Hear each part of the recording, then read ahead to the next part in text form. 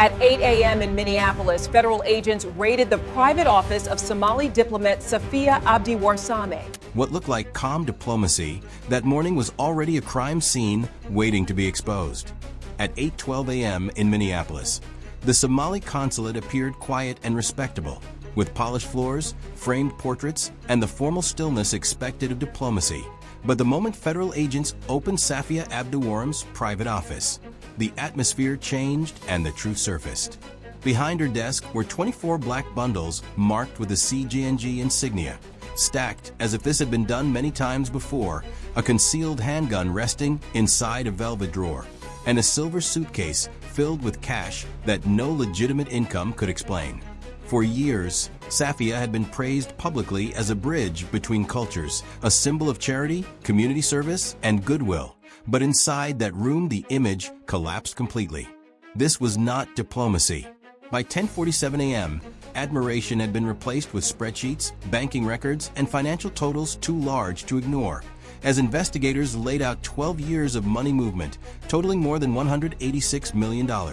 Routed through fake charity grants, cultural foundations, and community outreach programs that existed only on paper.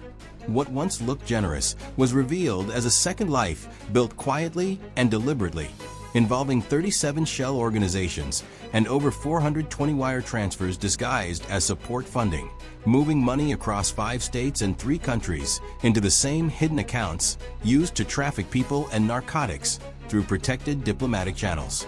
Community programs were not relief, they were leverage. And donations were not compassion, they were keys that opened doors inside city offices and local institutions. The deeper agents dug, the clearer it became that this was not a diplomat serving a community, but a system, and she controlled every part of it. If these numbers shocked you, hit like so more people see the truth, and comment system. If you believe this went far beyond one person. By 3:26 p.m., Minneapolis, St. Paul International Airport felt ordinary, with rolling suitcases, soft announcements, and travelers blending into terminals. But one figure stood out as Safia Abdiwaram arrived at the gate with diplomatic clearance, a first-class ticket, and a suitcase carried without hesitation. Her flight was set to leave the country within the hour, and she did not run, moving instead like someone who had escaped before, until agents closed in after a final alert hit the command desk.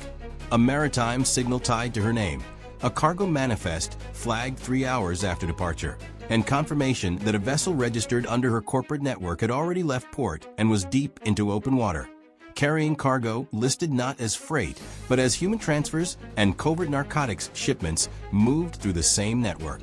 Beneath that sealed manifest was the number that drained the room of air: 120 missing American children already in transit. Her arrest stopped one departure, but the clock had already started somewhere else. And if you want those children rescued, tap like now and comment save them to stand with the agents risking everything tonight. By 9:58 p.m., the coastline had vanished into darkness, and the only movement on the water was a cargo ship pushing steadily toward international waters, at sea for just over 3 hours. But 3 hours was enough to place it beyond easy reach and close to a point of no return. Inside the federal command room, tension tightened as thermal scans confirmed movement on deck, and intercepted communications revealed a private security force of 60 hired mercenaries armed with advanced rifles and compact launchers. Men experienced in operating where witnesses rarely survive. Hesitation was not an option, and the FBI, DEA, DHS, and U.S. Coast Guard activated a joint strike package reserved for moments where time is measured in heartbeats. 5 stealth drones launched silently above the clouds, followed by 30 intercept drones armed with disabling charges, forming a protective web ahead of the teams, while 2 destroyers repositioned offshore. A submarine moved beneath the waves toward the ship's blind side, and fast response boats prepared for the most dangerous phase, boarding. The order came without drama. Move, secure the children first. Drone feeds showed mercenaries positioned at choke points, stairwells, cargo doors, and rails, calm and prepared, as floodlights snapped on and positions tightened. Fast boats surged forward. Drones mapped every angle in real time, and Coast Guard teams climbed the hull with precision despite heavy winds, knowing every second outside was a second the children could not afford.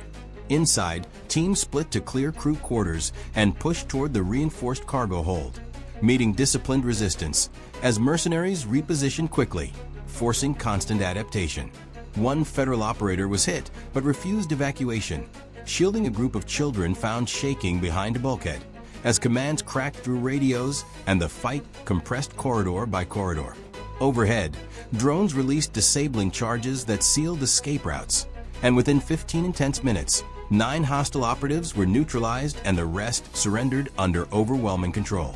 Then came the call everyone waited for, all 120 children secured. In that moment, the ocean seemed to breathe out. The network was not gone, but the night was won, and 15 minutes had changed the fate of 120 lives. By 12:12 a.m., the cargo vessel that had been moving toward darkness sat motionless beside a federal pier. Its journey ended, its secret exposed. What the floodlights revealed was not just a ship, but proof of how close an entire crime came to succeeding. As bright lights washed over the steel hull, dents, rope scars, and smeared fingerprints told the story of a journey designed to erase 120 young lives. Yet the true weight of the night was not measured by how far the vessel had traveled, but by what federal teams uncovered once they began opening it piece by piece. One by one, exhausted and shaken children were guided gently toward medical tents, some too tired to speak, others gripping the coats of agents who had risked everything to reach them. And that sight alone changed the mood of the pier, because while victory was real, so was the reality of how narrowly disaster had been avoided. Inside the ship, the evidence was colder and far more deliberate. Behind reinforced cargo doors stood a welded 3-tier holding structure built directly into the frame, each level lined with small metal compartments only large enough for a child to sit, not stand, fitted with new latches, covered vents, and no names anywhere, only numbers, making it clear this was not chaos or improvisation, but an engineered transport system. In the mechanical bay, agents recovered a waterproof tablet still powered on, its last transmission confirming 120 units, an estimated time to buyer of 19 hours, and a final line that drained the room of sound. Next procurement window, 14 days, proving this was not a single operation, but a continuing supply chain. Forensic teams then opened the containers stacked at the rear of the ship and laid their findings across long tables, including records of 12 previous voyages tied to shell companies under Sophia's control, GPS data from ports in 5 countries, crypto payment logs totaling $41 million, and communications hinting at buyers who expected deliveries on fixed schedules. The darkest discovery came from a plastic-sealed binder hidden behind a panel in the captain's cabin, containing profiles of 311 missing children from U.S. states ranging from Minnesota to Virginia, many marked with green checks, others with red question marks, leaving no doubt that Safia's network had been active long before this ship ever sailed. Even veteran investigators fell silent, realizing they had never seen a trafficking operation so tightly protected by diplomatic cover, where doors were not just opened, but corridors were built where no questions could legally be asked. On deck, the rescued children were wrapped in blankets and moved onto Coast Guard transports, shielded from cameras and cared for with a gentleness that stood in stark contrast to what they had endured, each one representing a life pulled back from the edge, until an agent quietly said words that carried across the pier. This was not just a rescue.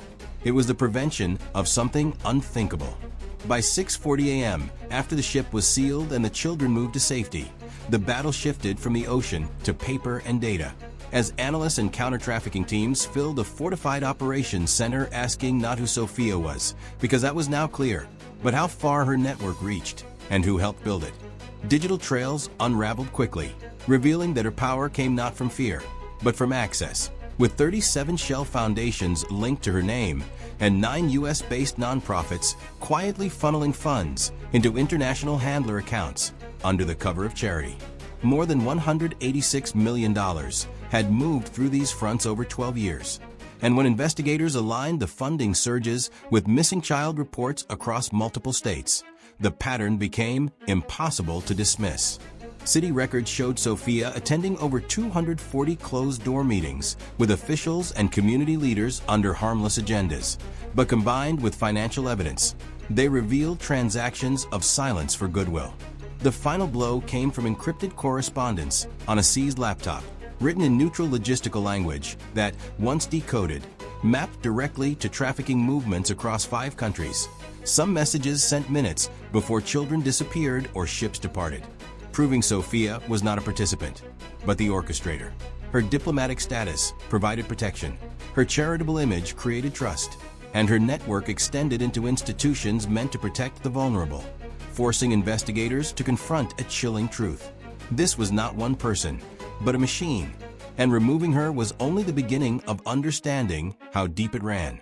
What investigators uncovered was not just a crime, but a warning about how easily trust can be weaponized. The woman arrested at the airport was not simply running from justice. She was running from exposure, because the empire Sophia had built was not made of walls, guns, or fear, but of trust, titles, and unquestioned access. And for the first time, that trust was beginning to crack. By the time dawn settled over Minnesota, the city looked normal again. Commuters filled the roads, shops opened, and routine returned as if the night before had never happened. But inside the Federal Command Center, no one confused normality with stability, because the rescue, the arrests, and the evidence had exposed something far larger than one person.